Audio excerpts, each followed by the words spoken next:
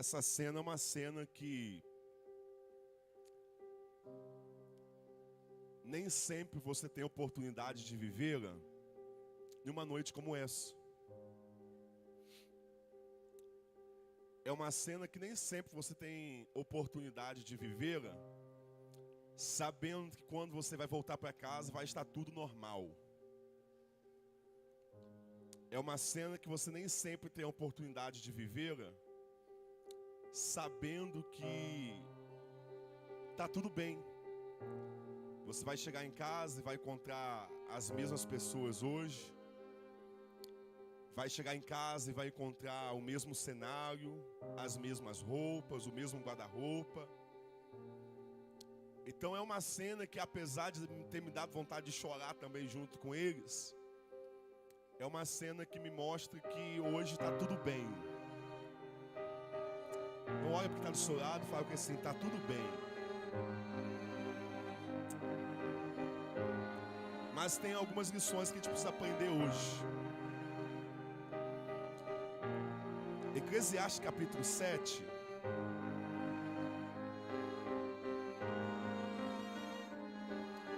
Eclesiastes capítulo 7, versículo 2. Eclesiastes capítulo 7, versículo 2. Diz assim, olha: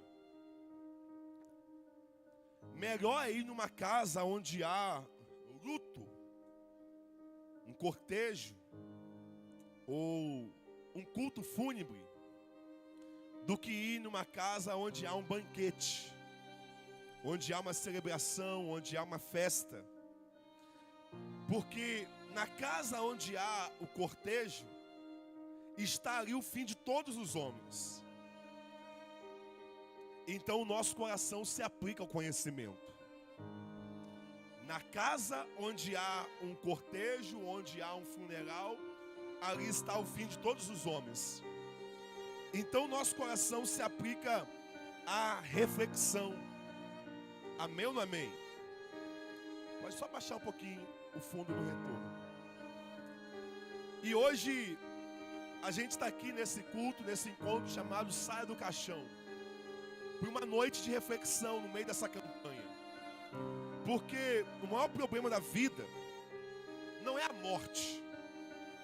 Às vezes as pessoas acham que morrer é o maior problema da vida, mas na verdade o maior problema da vida não é a morte. O maior problema da vida é a forma que você vive.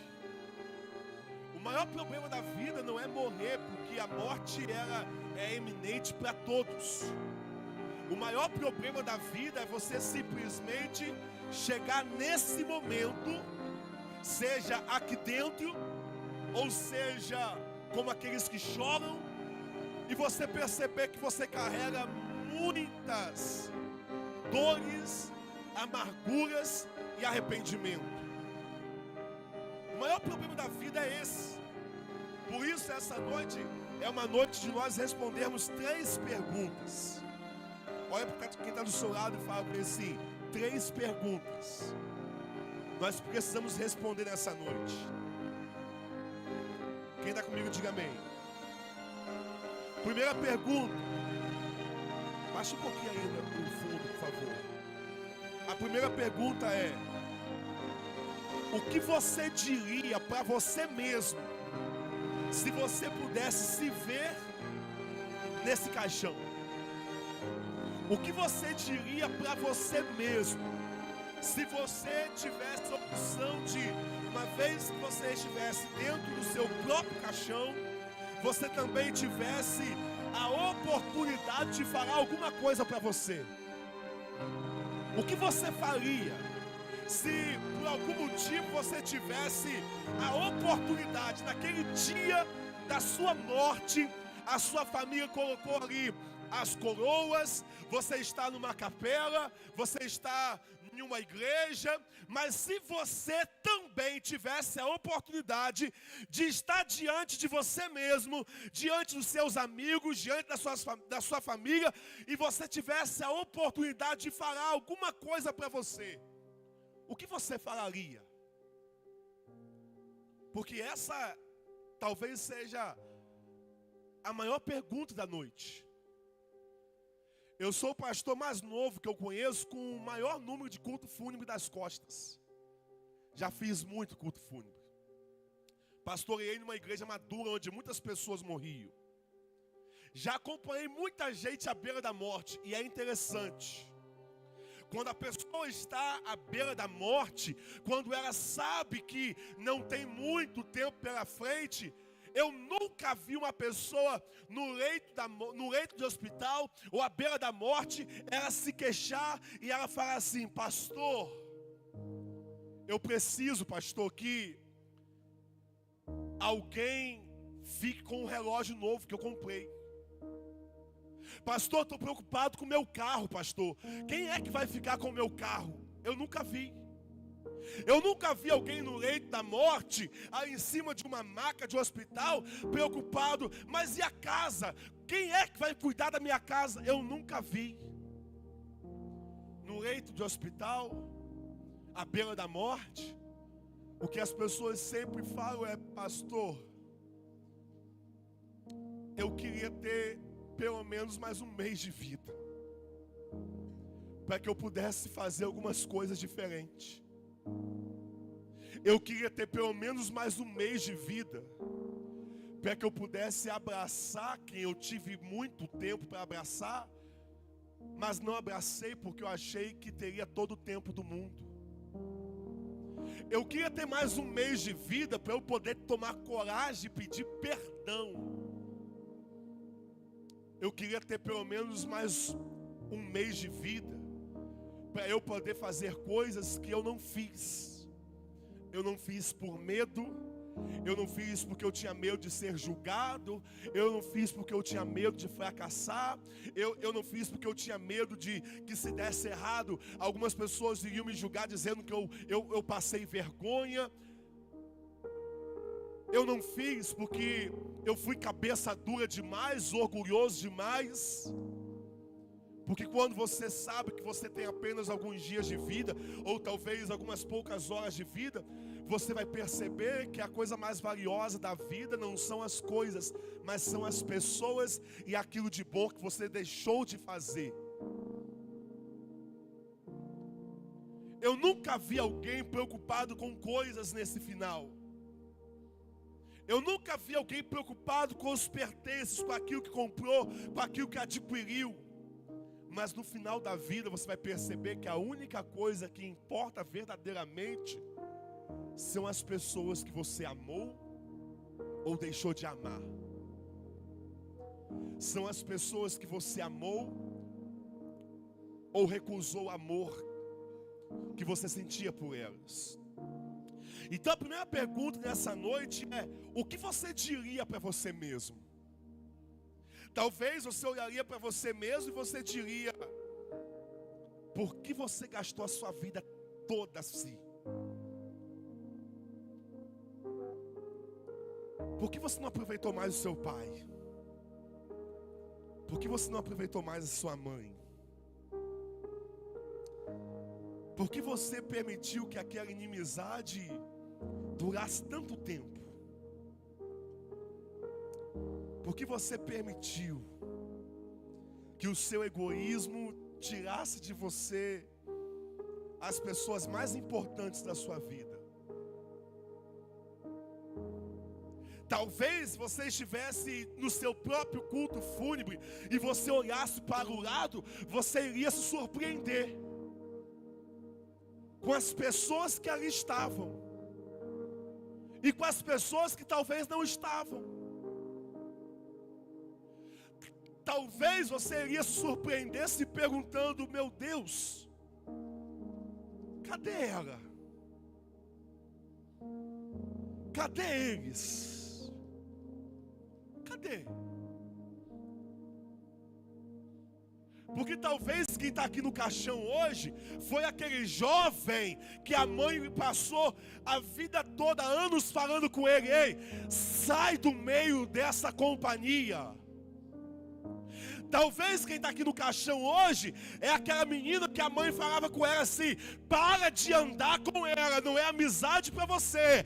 Para de andar com ele não é amizade para você.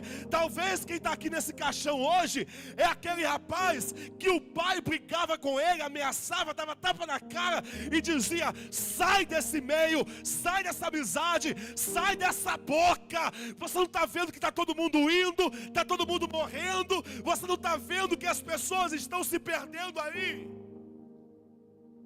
Mas talvez o jovem, no alto das suas certezas e razões, ele diz: não, pai, eu sei do que eu estou fazendo.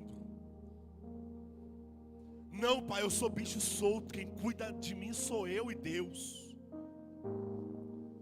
E você vai olhar para você mesmo aqui e vai perceber que quem está chorando a sua morte é a sua mãe, é o seu pai. E alguns dos seus amigos sequer tiveram coragem de aparecer. Alguns dos seus amigos sequer tiveram coragem de dar a cara a tapa e dizer: ela é meu amigo. Talvez quem está morto aqui hoje nesse caixão seja você.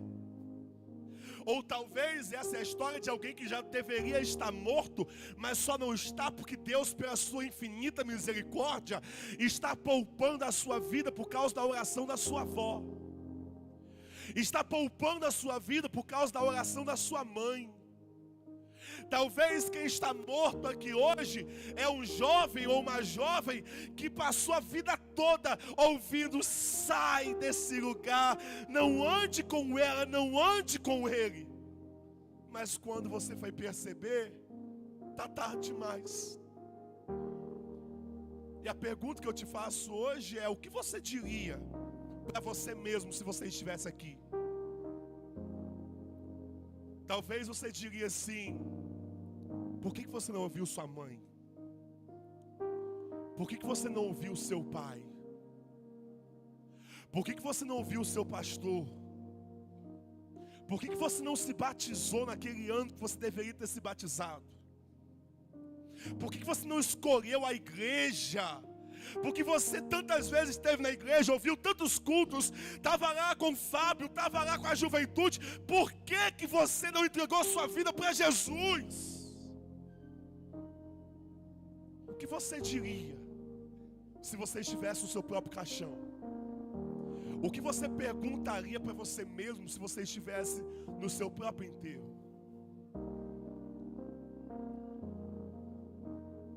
Essa semana, nas últimas semanas, foi a febre do bebê reborn nas redes sociais. Cada um tem o seu direito de escolha. Mas quando eu vejo a febre do bebê reborn, eu me questiono. Primeiro porque a opção de não ter um filho, uma vez quando a pessoa não pode, amém, mas a opção de não ter um filho, ela é contrária ao mandamento de Deus que diz que nós devemos nos procriar, nos reproduzir desde Adão e Eva, multiplicar-vos sobre a terra. Então é um mandamento divino, amém ou não amém? Amém ou não amém? Mas a pergunta que eu faço aos pais ou às mamães de bebês reborn é que a vida, o tempo passa para todo mundo. Os pais deles irão morrer, os avós irão morrer. E ele não procriou na terra, deixou apenas um bebê reborn. E a pergunta que eu faço é: quem vai chorar a sua morte? Quem vai chorar a morte do papai reborn? Quem vai chorar a morte da mamãe reborn? Porque ainda que as pessoas às vezes pensam: não, é porque o mundo hoje está mal demais, então eu quero que você saiba que você tem mais um motivo para ter um filho. Porque você precisa colocar alguém bom no mundo como você.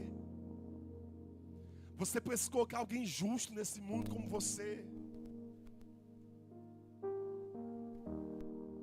Porque quem é que vai estar com você naquele dia que você descer à sepultura?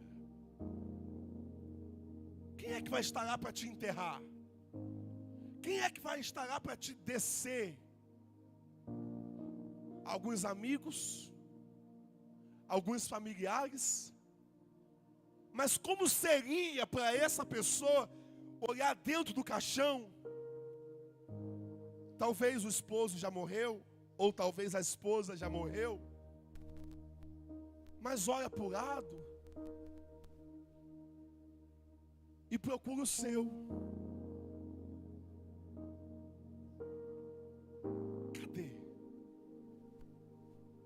Cadê? São perguntas que a semana, enquanto eu meditava, eu me perguntava: como é que é o futuro de uma família assim? E a pergunta que eu te faço: o que você falaria para você mesmo se você tivesse a oportunidade de estar diante do seu próprio caixão? A segunda pergunta que eu faço nessa noite é: o que você acha que seus familiares falariam de você no enterro, se seu enterro fosse hoje? O que será que a sua família falaria a seu respeito?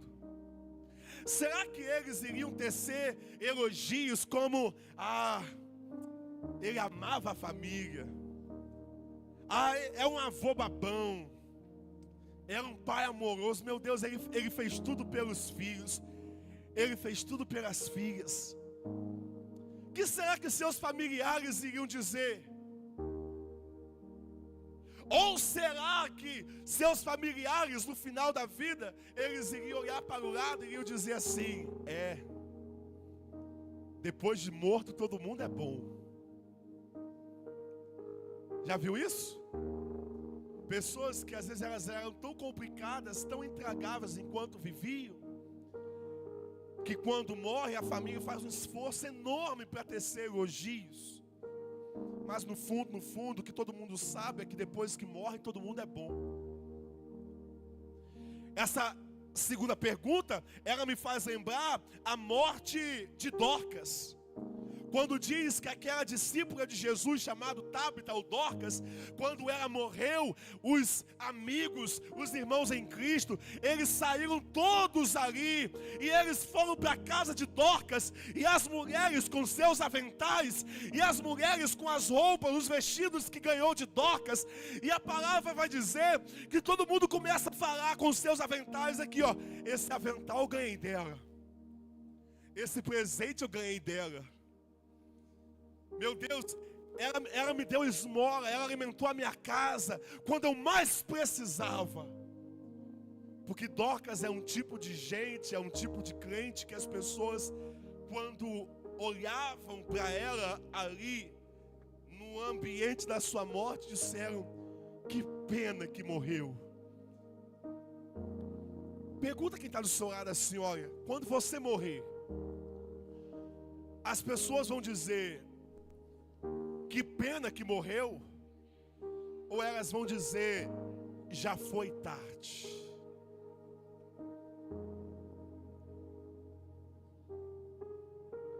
Porque eu entendo aqui que nessa segunda pergunta, que eu preciso decidir que tipo de vida eu vou viver. Se eu vou viver para abençoar pessoas ou para amaldiçoar, se eu vou viver para ser alguém leve, alguém que contribui com o propósito de Deus na terra, ou se eu vou ser um peso, um estorjo, alguém insuportável.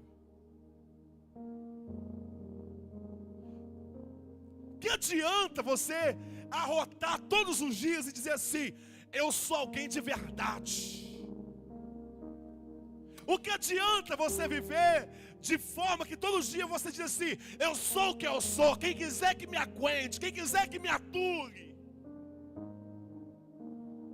E no final da sua vida, tem pessoas ali talvez por respeito à sua mãe, tem pessoas ali por respeito a seu pai, tem pessoas ali por respeito à sua família. Mas no fundo, você foi uma pessoa tão intragável que você não deixou uma boa marca na vida de ninguém. Quando todos nós precisamos melhorar para viver melhor, sim ou não? Nessa noite do saia do caixão, talvez antes de sair, o que você precisa fazer é sepultar alguém ali. Nessa noite do saia do caixão, talvez antes de sair, o que você precisa é deixar alguma coisa no seu caixão e dizer assim: a partir desse domingo, eu não vou levar comigo algumas coisas, porque eu quero ser uma pessoa melhor. Domingo passado a gente estava no culto aqui, irmãos. Um culto pegando fogo desde o momento. Quem estava domingo passado, dá um glória a Deus aqui. Aí o pessoal do louvor estava nas cadeiras ali.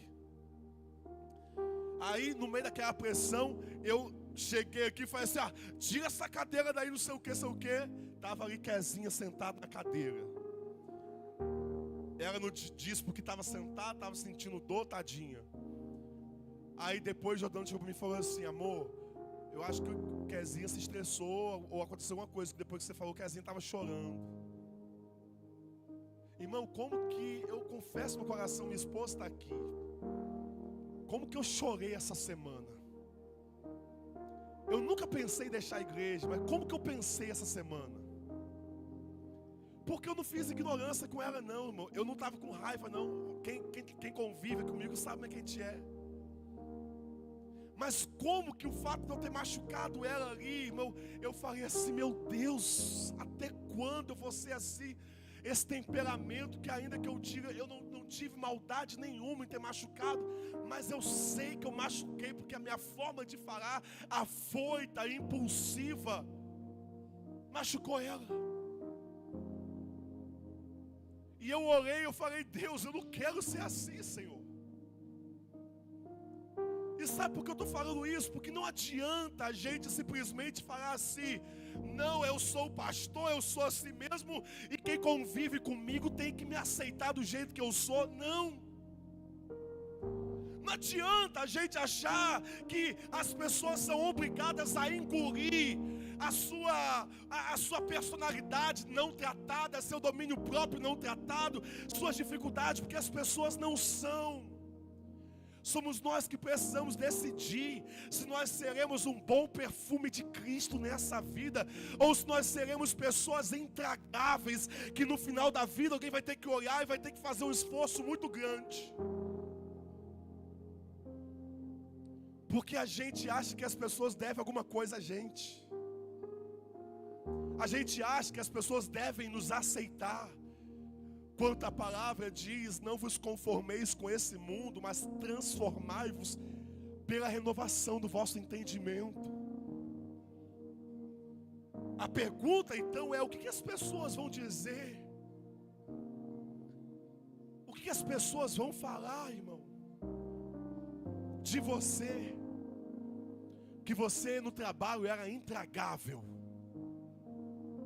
que na igreja levantava a mão, aleluia, glória a Deus, mas só a amiga conhece como que você destruía as pessoas com a sua língua. Que você era uma pessoa tão habilidosa, tão boa naquilo que fazia, mas nunca conseguiu se quebrar a ponto de manter um casamento, de manter os seus filhos perto de você. Será que as pessoas vão dizer: ah lá, ó, tá aqui, ganhou o mundo inteiro, mas perdeu sua alma? Fala quem está do seu lado assim: olha, o que as pessoas vão falar de você? Porque presta atenção, não importa o que as pessoas falem o tempo todo. A grande questão da vida é o seguinte: se alguém chama você de cavalo, se uma pessoa chama você de cavalo, pode ser simplesmente uma crítica. Se 3 pessoas chamam você de cavalo, pode ser um complô, uma calúnia. Mas se todo mundo chama você de cavalo, compra uma ferradura, porque você realmente é.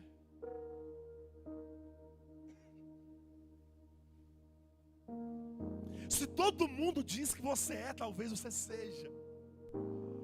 Olha para o lado e fala assim: aleluia.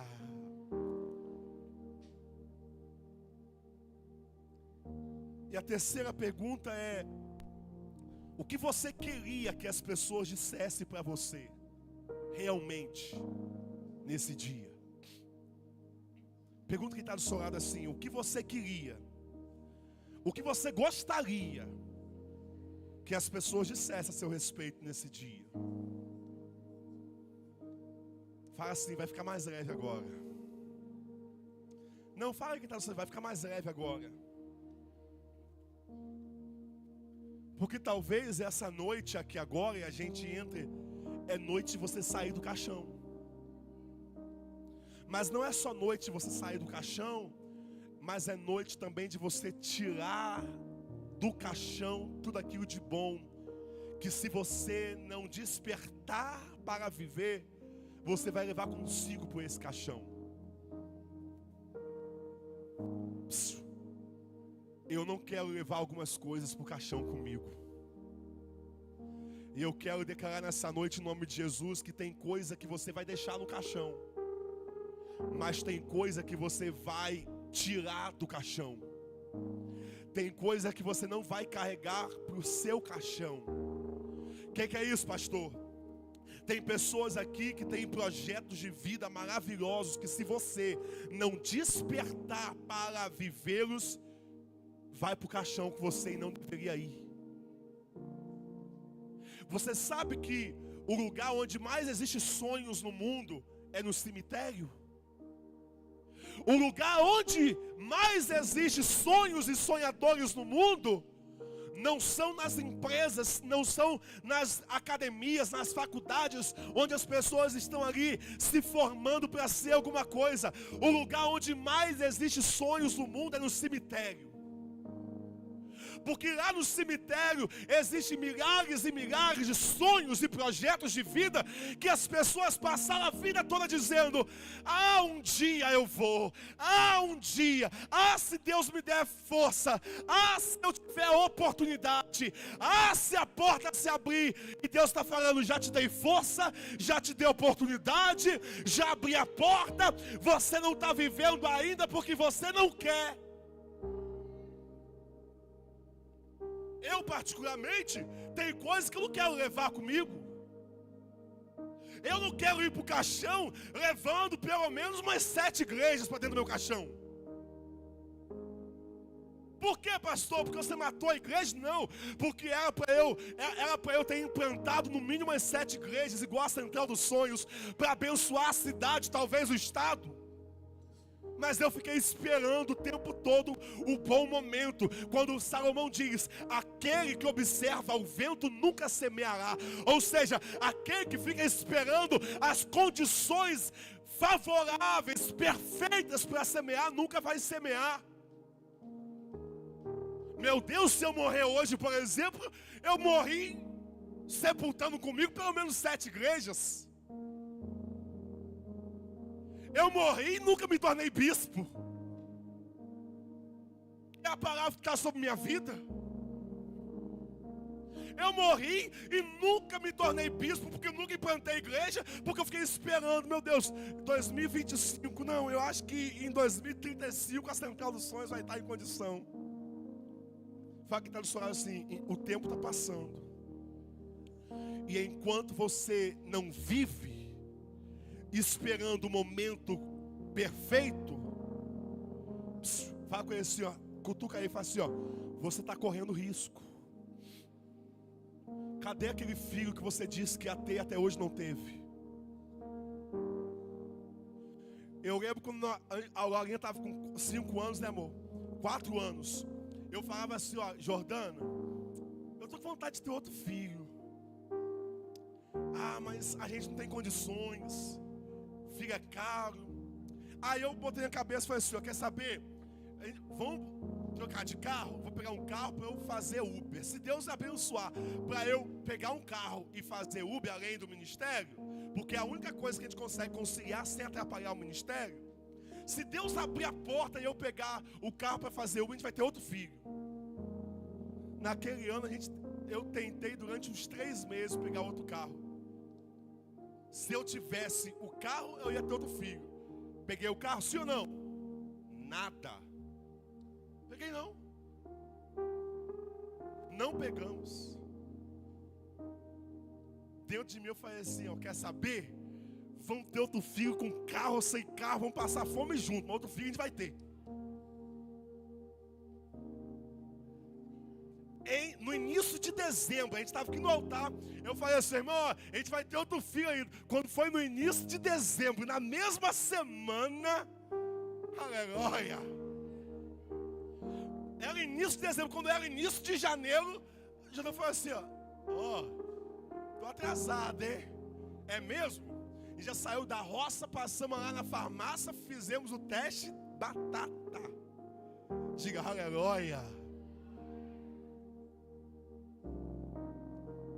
E fomos levar a Angelina lá para nascer. Foi na Páriozinha, não foi? Na Páriozinha lá, aleluia. Feliz da vida. Eu vou repetir, feliz da vida. Eu vou repetir, feliz da vida. Que é isso, pastor? Talvez você está esperando a condição perfeita para ter um filho. Talvez você está esperando a condição perfeita para realizar um sonho. Talvez está esperando a condição perfeita para você ousar fazer algo da sua vida. Ei, a Bíblia diz assim, olha, não menospreze os pequenos começos. Não deixa as redes sociais, o Instagram, a internet formular sua mente dizendo assim, ó, não, tem que ser assim, tem que ser assado. A vida real, ela é real. O negócio é você cumprir o propósito que Deus colocou na sua vida. E olha se essa palavra não gerar outra. Aleluia. Alguém diga aleluia. Não vai não. É só lembrar hoje da tensão que foi lá em casa hoje com essas duas crianças. Que não, hoje não. Não vai não. Mas eu profetizo sobre sua vida, varão. Receba. Pega aí, Kátia.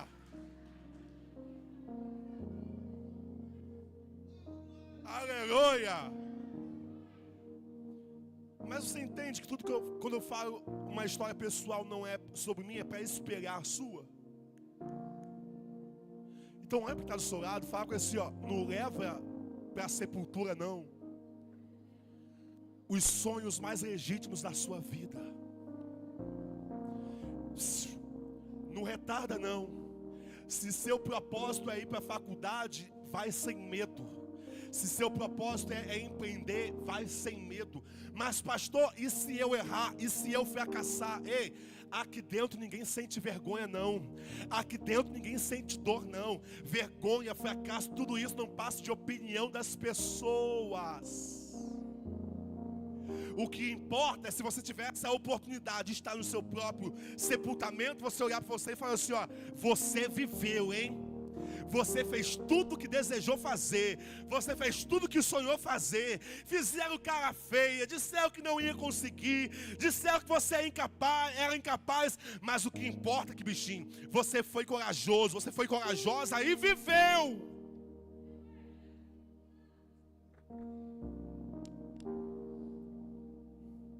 Só que as pessoas hoje estão preocupadas. O que é que vão pensar de mim? E se eu ir para a faculdade e não der certo? Se eu fizer o curso e não der certo? E se eu me casar e não der certo? E se eu tentar de novo e não der certo? E daí? O fato é que se você não tentar, a derrota é certa. O fato é que se você não tentar, o fracasso é presente e real o tempo todo. Mas se você tentar, ainda que você corra o risco de falhar, ei, a sua vitória é uma possibilidade real. E eu quero dizer, Deus te chamou para a vitória. Eu vou repetir, Deus te chamou para a vitória. Eu vou repetir, Deus te chamou para dar certo. Deus te chamou para dar certo.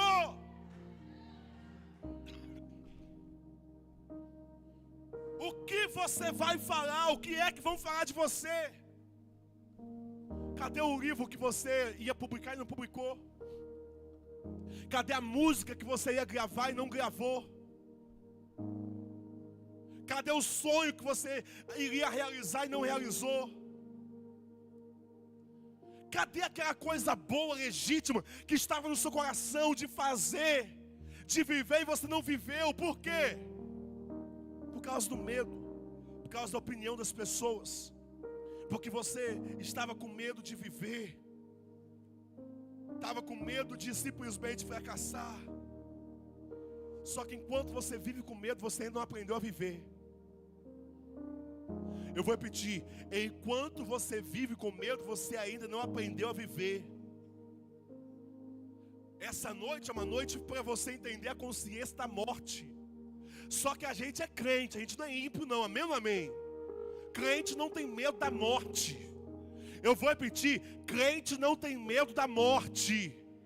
Eu já entrei ali com a Aurora foi lá no caixão, na sala escura. Papai, abre aqui para eu ver, vem cá filho, pra você ver aqui. Ó. Por quê? Porque crente não pode ter medo da morte, irmão. Porque a palavra de Deus nos diz que a morte para nós, ela não é o fim, ela é o início de uma nova vida. Você precisa entender que no dia que eu e você morrermos, o doloroso não é a morte, é como a gente morre. Acho que foi o fio aí atrás, aí, ó. Alguém deve ter tirado aqui. O doloroso não é a morte, mas é como a gente morre. Quem me entende? Eu vou repetir. O doloroso não é a morte, mas é como a gente morre, que pode ser traumático. Quem está comigo, diga amém. Então você precisa entender que a consciência da morte não é para te culpar, não é para te aterrorizar. A consciência da morte deve nos servir como um senso de urgência. Deve nos servir para que a gente possa entender assim, olha, eu preciso viver da melhor forma possível. Eu preciso fazer as melhores escolhas para a minha vida. Eu preciso fazer aquilo que realmente vale a pena. Eu não posso gastar a minha vida vivendo uma vida entregue ao pecado que pode me matar a qualquer dia, a qualquer hora. Seja uma droga, seja um álcool. Eu não posso viver uma vida que vai roubar de mim a minha própria dignidade. Vai roubar de mim a minha honra. Eu preciso viver uma vida de forma que eu não venha me envergonhar. Porque a maior tragédia da vida não é morrer cedo. A maior tragédia da vida é morrer quando você percebe que demorou demais para começar a viver.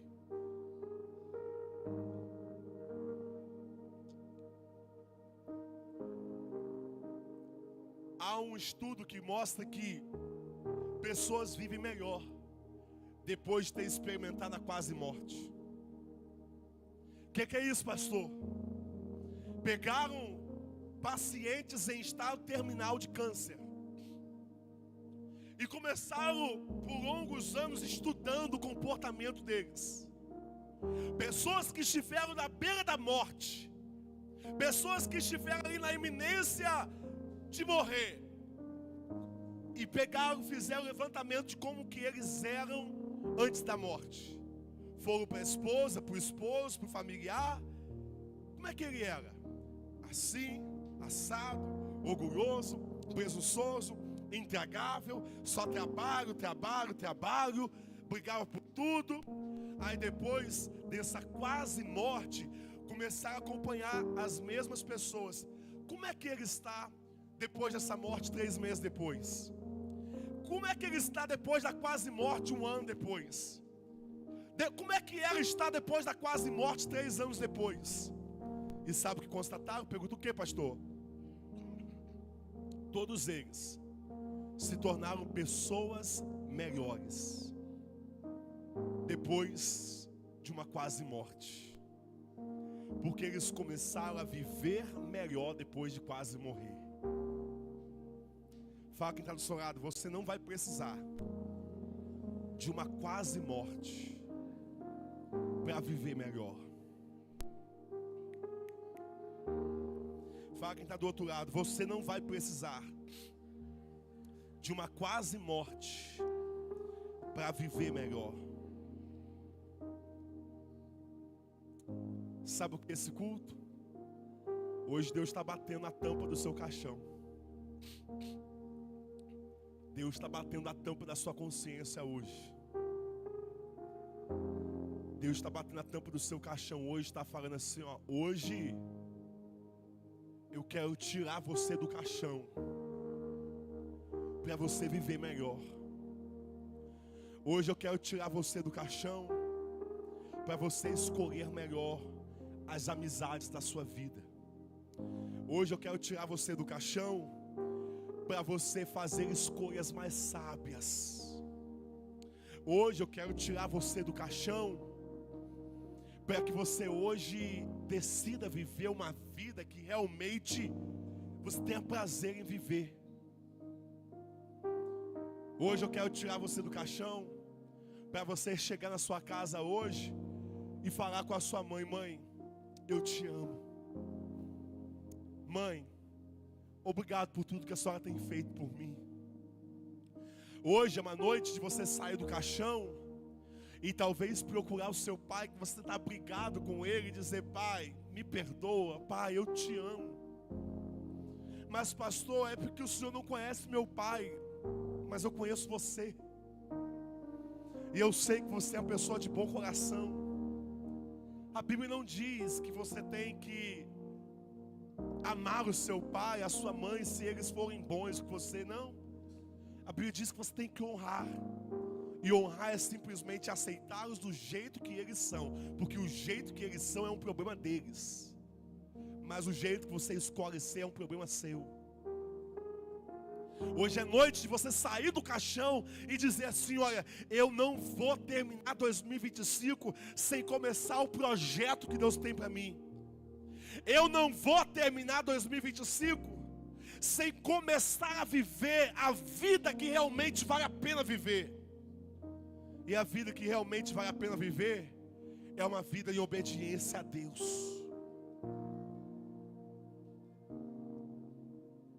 A vida que realmente vale a pena viver é a vida que agrada a meu Pai Celestial.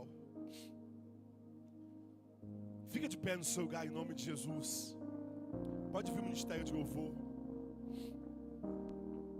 Você lembra da história do filho pródigo? Escuta o que eu vou te dizer. A história do filho pródigo é aquela história daquele menino que ele chegou para o pai e falou assim: pai, eu quero a minha parte da herança.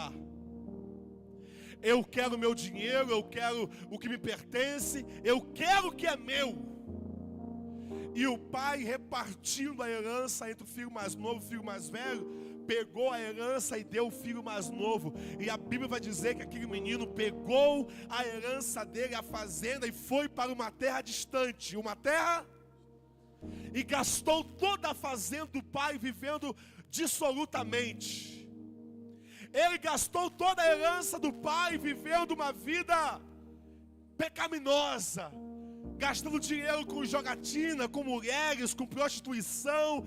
Ele foi vivendo longe da casa do pai, e ele foi gastando tudo, quebrando todos os princípios, até que ele perdeu tudo. Ele perdeu tudo. E diz a palavra que um dia ele estava na sarjeta. Ele estava apacentando porcos. E a fome daquele playboy era tão grande, mas tão grande, que ele desejou se alimentar com a lavagem do porco. E diz a palavra que ele, caindo em si, ele disse: meu Deus, quantos trabalhadores do meu pai têm comida com fartura e eu aqui passando fome, e eu aqui sofrendo necessidade. Quantos trabalhadores do meu pai estão vendo melhor do que eu? E ele falou assim: levantar-me-ei e irei ter com meu pai. Fala assim: o que é isso, pastor? Ele está dizendo assim: olha, eu vou sair do caixão, eu vou mudar de vida. Desse jeito que eu estou no morro.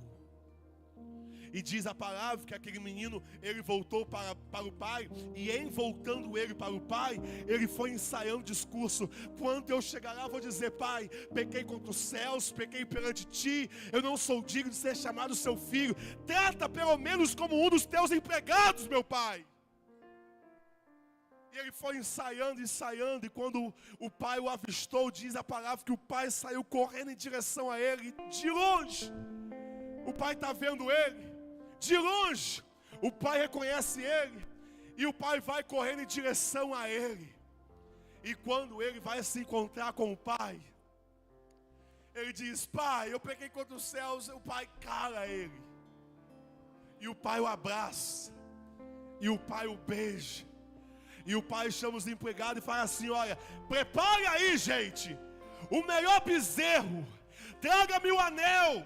Traga-me a sandália. Traga-me as roupas novas. Por quê? Porque esse meu filho estava morto. Esse meu filho estava. Eu vou te dar outra chance. Esse meu filho estava, mas reviveu.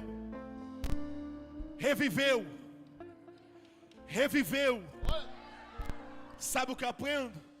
Quando o pai diz assim: meu filho estava morto, ele está dizendo: ó, meu filho já estava no caixão existencialmente. Meu filho estava vivendo uma vida de vícios, de pecado, entregue ao pecado, entregue a própria a destruição. Estava vivendo uma vida de autodestruição. Mas uma escolha na vida dele fez a diferença. Uma escolha na vida dele mudou o destino dele. Uma escolha na vida daquele menino mudou o destino dele. Era um destino de morte, agora é de vida. Era um destino de humilhação, agora é de honra. Era um destino de dor, agora é de alegria. Por quê? Uma escolha muda tudo.